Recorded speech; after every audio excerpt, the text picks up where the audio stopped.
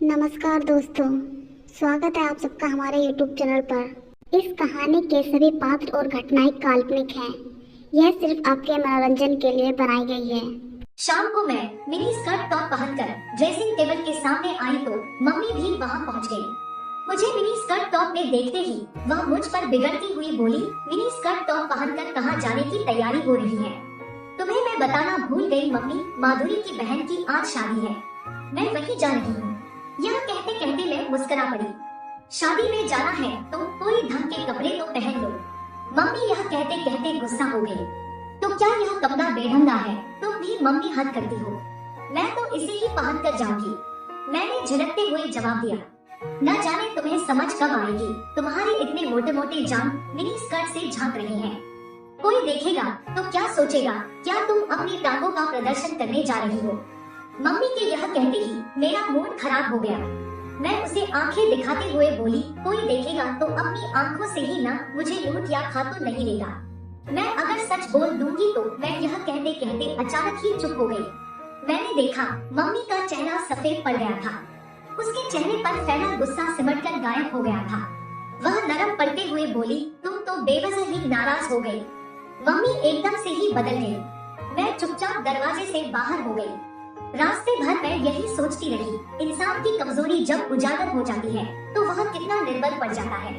अपनी संतान से भी हर पल दबकर रहने लगता है। मम्मी की स्थिति कुछ ऐसी ही है। मम्मी की ही क्यों, जिनके भी भेद खुल जाते हैं उनकी स्थिति ऐसी ही हो जाती है। वे दब्बू और कमजोर बन जाती हैं। तभी माधुरी का घर आ गया। दरवाजे पर ही अजय खड़ा था। मैं सहमकर खड़ी हो गई। अजय के छेड़ने छाड़ने की आदत से मैं काफी डर गई थी। इतने में ही वह हंसकर बोला, आज तुम्हें नहीं छेड़ूंगा। वह भला क्यों, तुम इतने शरीफ कब से बन गए? मैं यह कहती हुई दरवाजे में आई तो बिजली की रोशनी में मेरा ही नहीं उसका भी चेहरा दमक उठा। अजय मेरे हाथों को सहलाते हुए बोला, तुम्हें छेड़कर मुझे तुम्हें खोना है क्या?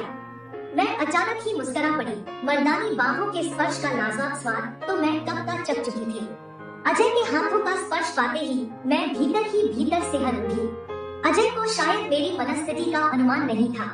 तभी माधुरी कुछ दूर खड़ी नजर आई। मैं उससे अपना हाथ छुड़ाकर वहाँ चली गई जहाँ माधुरी खड़ी थी। मुझे देखते ही माधुरी चहक पड़ी। मैंने तो सोचा था कि तू आएगी ही नहीं। इसी बीच उसकी माँ ने उसको आवाज देकर अपने पास बुला लिया। मैं वहाँ से सीधे ड्राइंग रूम में आ गई। फिर अचानक ही मेरे दिमाग में आया कि क्यों न मैं नाखून पॉलिश कर लूं। सामने ही ड्रेसिंग टेबल पर नाखून पॉलिश की शीशी रखी हुई थी। मैं ड्रेसिंग टेबल की ओर बढ़ गई। तभी मेरी एक हल्की सी चीख निकल गई। न जाने अजय वहाँ अचानक कहाँ से प्रकट हो गया। वह मेरी चीख सुनकर काफी घबराया हुआ था। जब बात उसकी समझ में नहीं आई तो वह बोला, क्या हुआ? मेरे पाँव में शीशे का टुकड़ा चुभ गया था। देखते ही देखते खून से मेरा पाँव लथपथ हो गया। अजय गुस्से से बड़बड़ाया, ये माधुरी की बच्ची पागल हो गई, कांच का गिलास भी तोड़ गई और यूं ही छोड़ भी गई। यह कहते कहते उसने मुझे अपनी गोद में उठाकर पलंग पर बैठा दिया और रुई में डिटॉल लेकर जहाँ कांच चुभा था वहाँ रुई का फाहा रख दिया। कांच मामूली ही चुभा था। मैं सोचने लगी, क्या अजय मुझे उतनी ही खुशी दे सकता है जितना उस युवक ने उस रात दिया था? वैसे अजय मुझ पर मुग्ध तो है। तभी अजय बोला, ठहरो, मैं तुम्हारे लिए चाय लेकर आता हूँ। वह हवा की तरह गया और एक कप चाय लेकर आ गया। मैं बरबस ही हंस पड़ी। तुम्हारी चाय कहाँ है? यही कहीं है। तुम पहले आधी चाय पी तो लो। आधी चाय? क्या तुम जूठी चाय पियोगे? मैं आश्चर्य से बोली, क्यों, मैं तुम्हारी जूठी चाय नहीं पी सकता। एक दूसरे का जूठा खाने पीने से ही तो आपस की शर्मझिझक कम होती है।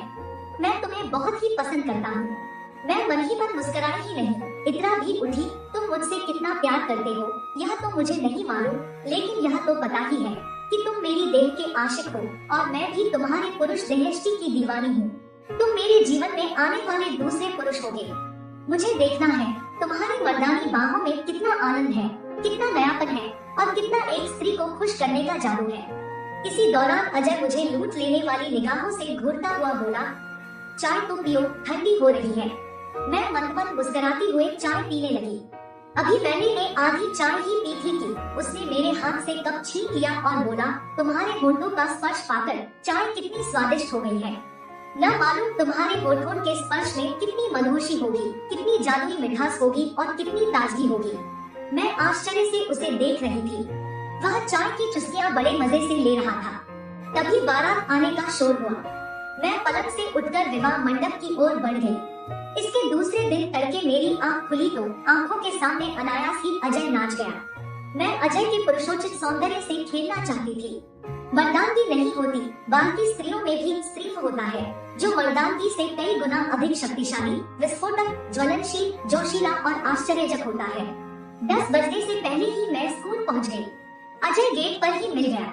मैंने दूर से ही देखा, वह मुझसे कहीं अधिक उतावला था।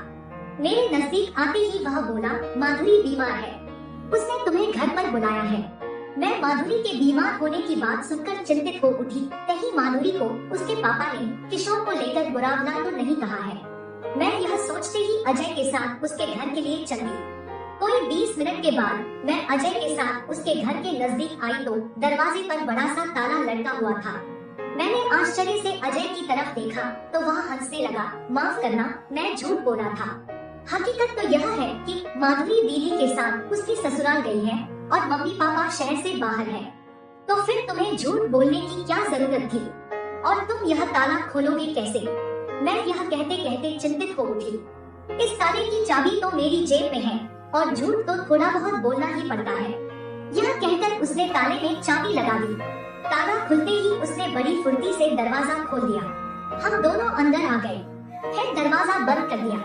बेडरूम में आते ही अजय ने अलमारी से इत्र का एक शीशी निकाली और मेरे अंगों पर स्प्रे कर दिया।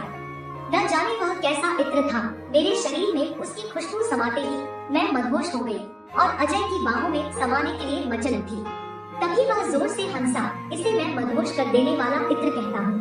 पापा को मैंने मम्मी के शरीर पर स्प्रे करते हुए कई बार देखा है, वह भी इसे मदहोश कर देने वाला इत्र ही कहते हैं। यह कहते कहते उसने पूरे बिस्तर पर स्प्रे कर दिया। पूरा कमरा मधुशी के आलम में डूब गया। बाहर की हवा भी आएगी तो सुगंधित हो उठेगी। यह सुनकर मैं हल्की सी मुस्कुराई, फिर बिस्तर पर निढाल पड़ गई। अजय बोला, आज गर्मी बहुत है, कपड़े तो उतार दो। हाँ, गर्मी तो है, कहते हुए मैंने कपड़े उतार दिए। अजय शांति से कहाँ बैठने वाला था, वह झुककर मेरे तलवे चाटने लगा। मैं चाहकर भी अपने पैर खींच न सकी। शुरू में तो बड़ा ही अजीब सा लगा, लेकिन धीरे धीरे मुझे अच्छा लगने लगा। मैं गुदगुदाई। कहने को तो पुरुष कहते हैं कि स्त्रियां मर्दों के पांवों की धूल है, पर क्या वे झूठ नहीं बोलते हैं? यहाँ तो मेरे पांवों की धूल अजय ही बना है। तभी अचानक मैं उचक सी गई। अजय मेरी पांवों को चूमते हुए आगे की ओर बढ़ता जा रहा था। मैं तो उसकी इस दीवानगी को देखकर पागल हुई जा रही थी।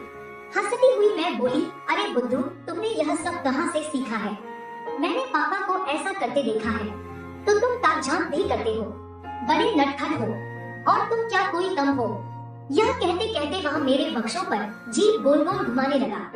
मैं एक अजीब सी पीड़ा से सीतकार उठी और उछलकर उसे अपनी बाहों में भींच लिया। वास्तव में ही तुम इस कला के पाठी हो, काफी मर्मज्ञ हो। मैं यह कहते कहते उसकी रोएदार छाती को होंठों से सहलाने लगी। अब उछलने की बारी उसकी थी।